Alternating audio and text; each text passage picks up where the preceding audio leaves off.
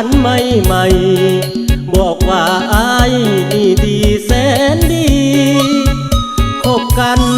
บ่ทันถึงปีน้องก็มีท่าทีเปลี่ยนไปบอกหากเป็นยัง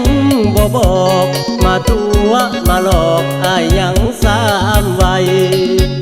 เห็นอายเป็นคนจังใดคือเฮ็ดใส่กันคักแท้น้อจนหรือรวยก็หูน้องเห็นอยู่ฐานะของอายอาชีพเผาถ่านส่งขายหาเงินใส่ก็ยังบ่พอรวยจนมันบ่สำคัญเว้ากับอายนั้นยังจำได้บ่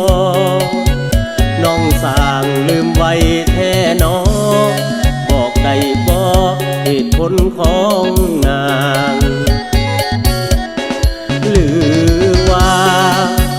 แก้วตาพบทางเลือกใหม่มีคนเขาดีกว่าอายน้องจริงตัดใจเหิ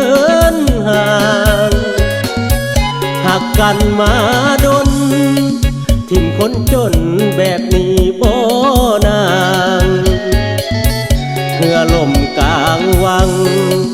บ่ถึงฟังเสียแล้วโนอายนั่งเหงาเฝ้าเตาทานคิดเห็นภาพเหตุการณ์สองเฮาช่วยกันเอาฟืนลงเตา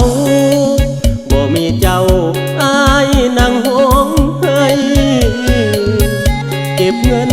ขายทานได้จากล้านสิมาขอสามวัยเมื่อหูว่าน้องเปลี่ยนไปเกือบสิ้นใจตายอยู่ที่เตาถ่าน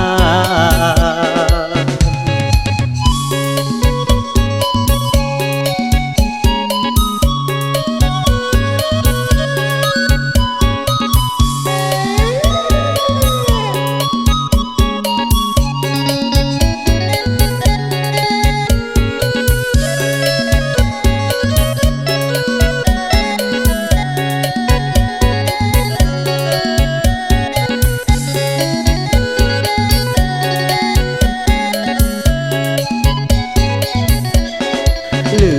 อว่าแก้วตาพบทางเลือกใหม่มีคนเขาดีกว่าอายน้องจริงตัดใจเหินห่าง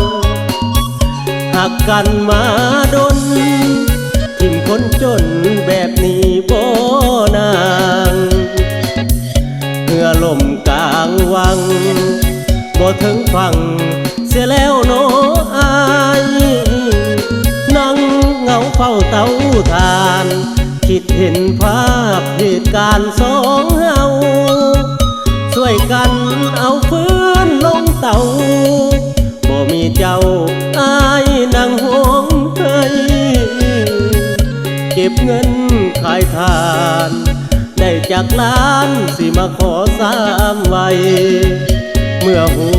ว่าน้องเปลี่ยนไปเกือบสิ้นใจตายอยู่ที่